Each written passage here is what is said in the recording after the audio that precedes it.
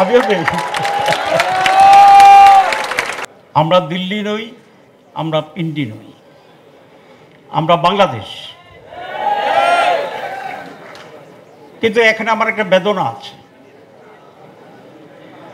৫৪ এবং ৫৫ বছর পরে, এত সময় কেটে যাওয়ার পরে একটি স্বাধীন বাংলাদেশ আজও দিল্লি পিন্ডির স্লোগান আমাদেরকে কেন দিতে হচ্ছে? আমরা তো বাংলাদেশ অ্যান্ড বাংলাদেশ অ্যান্ড বাংলাদেশ। আমি মনে করি না যে আমাদের আইডেন্টিটি ক্রাইসিস আছে, কিন্তু আমাদের ভিতরে হীনমন্যতা আছে।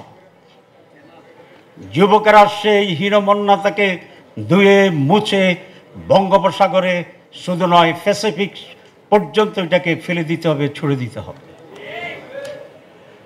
এই স্লোগানকে আমাদের বন্ধ করতে হবে। এই পরিবেশকার আমরা এলাও করব না।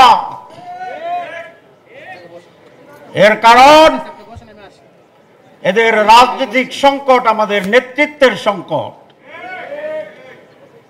আমাদের নেতারা, আমরা মনে করি ক্ষমতা আসতে হলে অন্যদের সহযোগিতা লাগবে, ক্ষমতা আসতে হলে বিদেশি কোন শক্তির ব্লেসিং লাগবে।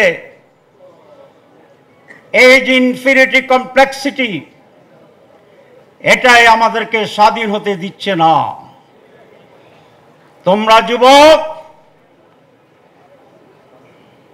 তোমরা জুলাইটা প্রমাণ করে দিয়েছ আমাদের শক্তি সবচেয়ে বড় শক্তি। উই ক্যান ডু, আমরা পারি। আমরা কি পারি? আমরা রক্ত দিতে পারি, লড়াই করতে জানি, ঐক্যবদ্ধ হতে জানি, জীবন দিতে জানি। একটা কিছু জানি না, সেটা হচ্ছে পরাজয়। আমরা তোমাদের কাছ থেকে শিখেছি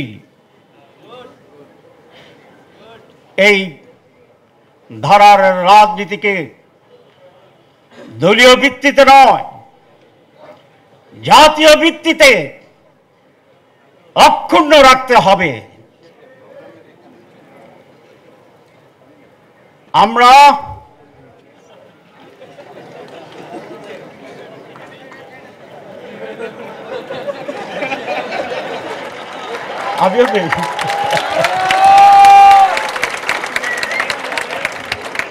তোমাদেরকে ক্ষমতা নির্ভর, ক্ষমতা কেন্দ্রিক রাজনীতি লক্ষ্য হতে পারে না।